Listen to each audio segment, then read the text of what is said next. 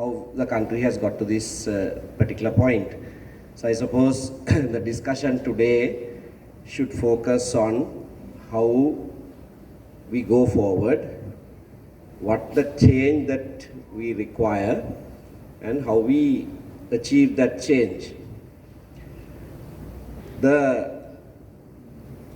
If there is to be any change, it has to be a fundamental change of the political culture in this country.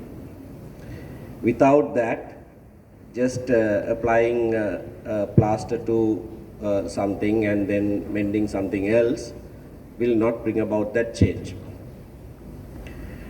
The current situation is that the people of this country have elected a president with overwhelming majority. The people of this country elected a government with a near two-thirds majority, almost a two-thirds majority.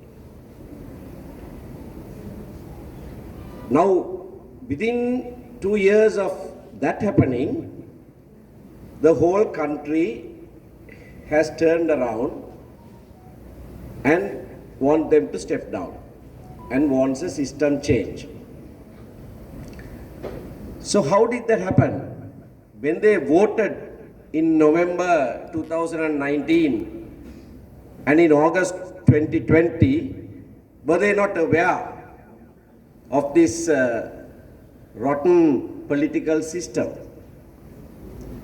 Were they not aware of the corruption of these rulers? Because I look at it with a sense of amusement sometimes when people start talking about various corrupt deals that happened way back. Now when the economic crisis has hit us, we are now bringing up other very serious fundamental issues that we were aware of, and yet we voted them into office. Now, why did we do that? Why did the people of this country do that?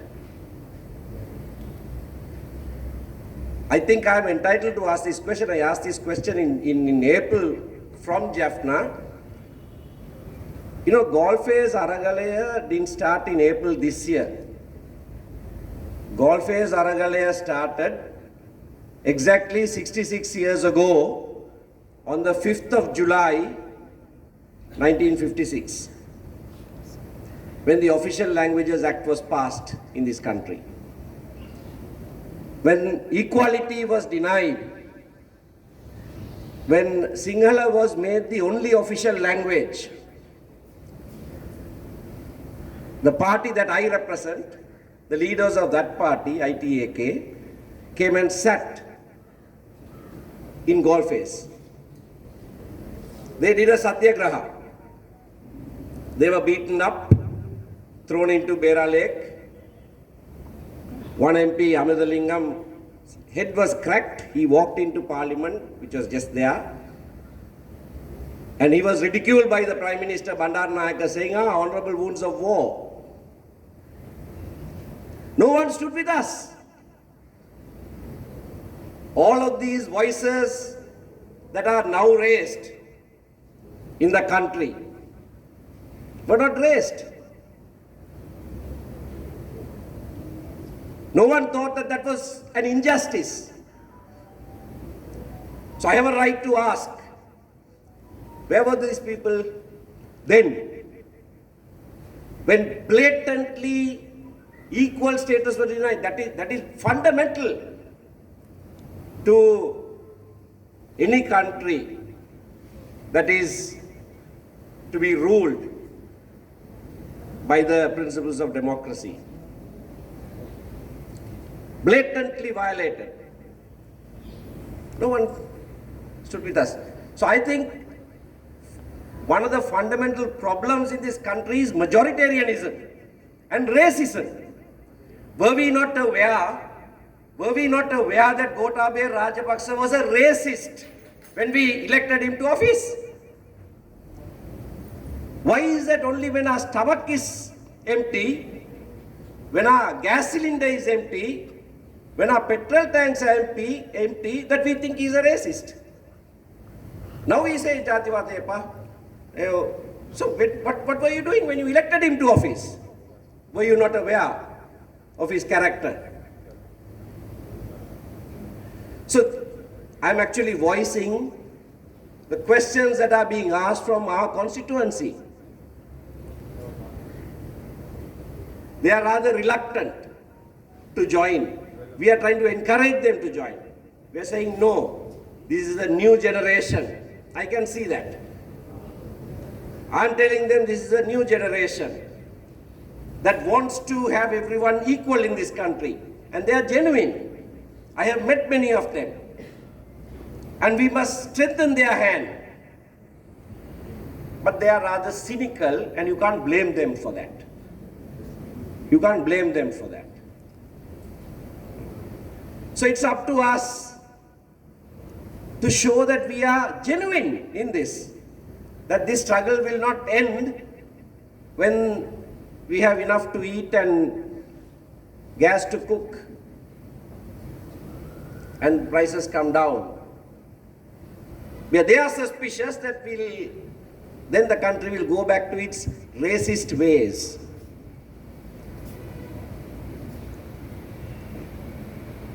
So fundamental change has to be that. Why did this country have to borrow so much money? Why did we borrow so much? Was it not to fight the war? I'm asking you, was it not to fight the war? I'm not saying that you shouldn't have fought the war. If somebody took up arms against the state, well, you had to deal with that. But why did we have to have a war in the first place? Because written and signed agreements were torn and thrown away. How will our people have any confidence when Prime Minister signs an agreement and then tears it and throws it away? In 57. Then we tried again in 65. 3 years led up the garden path. In 68, Dudley Senaka says, sorry, I can't implement it. I'll resign if you want. Said, no, you don't resign. Mr. Tiruchelvam resigned. In 70-72, the first Republican Constitution, called the Autochthonous Constitution, every single basic feature of that Constitution, there were basic resolutions, every one of those, when we proposed an amendment, was defeated by large numbers, by majority votes, 86-14, 84-16. Majoritarianism. That was our first Republican Constitution. So how will this country prosper?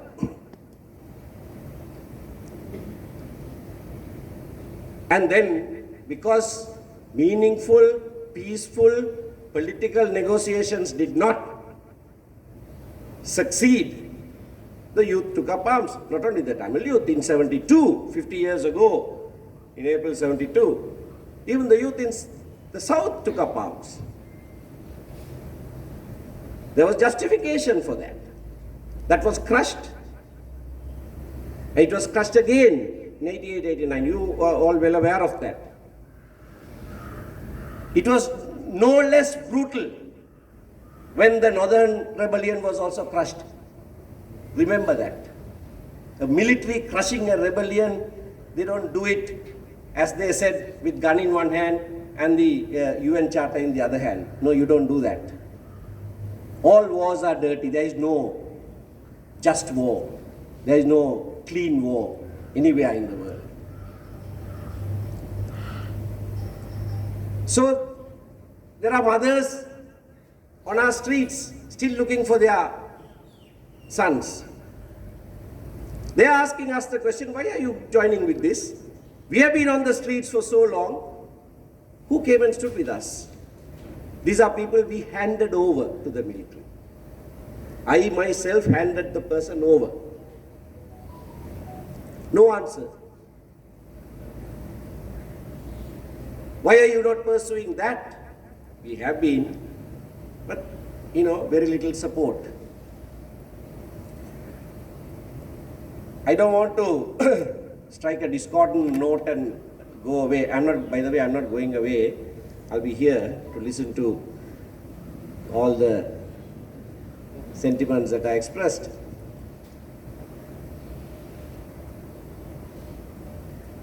We are with you in this struggle because we did not want this government to come into office in the first place. That is why in that 6.9 million that voted, I suppose you can count easily how many voted from the north and east. Everyone knew who he was. But you were happy for him to spew his racism and his militaristic might when that did not affect you. Now the tables are turned. But we are still with you. We're fully with you, 110% with you in this. But what do we do thereafter? That's a good question. What do you do thereafter? For this system change to happen, you have to dissolve parliament. I've been saying this for several months.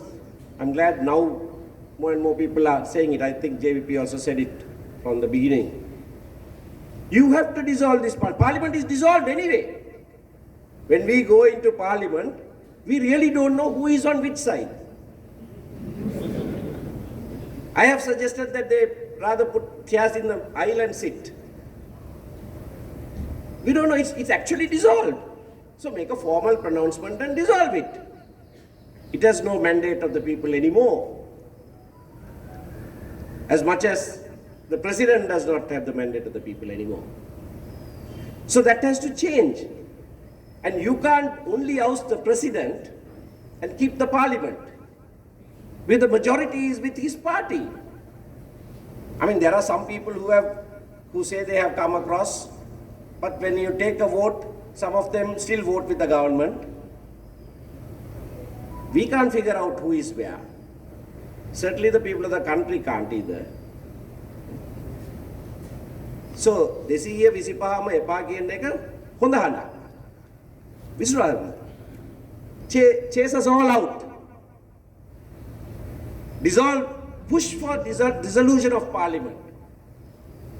Then give it to the people to give a fresh mandate. Let's see whether this time round, whether people will be wise and they'll elect the right people.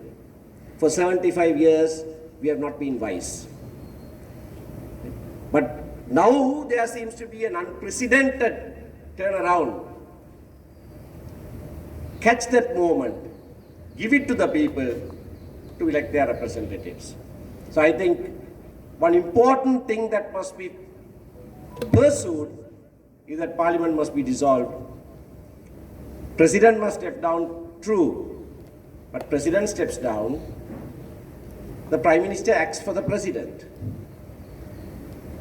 Prime minister who lost his own constituency, 19 members were elected from the district of Colombo, he couldn't even come as the 19th member. Has somehow become the prime minister and he might become the president. We deserve that and more. But I think we must avoid this. So, parliament must be dissolved. A new parliament must be established. It is then that you can deal with the president, that you can oust the president. I'm talking about the change from within the system. I don't want to advocate a change from outside. I know it's from outside that it happens, but that outside has to be the pressure that will make it happen. Because if you let it spill, then a lot of blood will spill. And as someone who represents a community that has gone through 3 decades of blood spilling, I wouldn't advocate that for the country.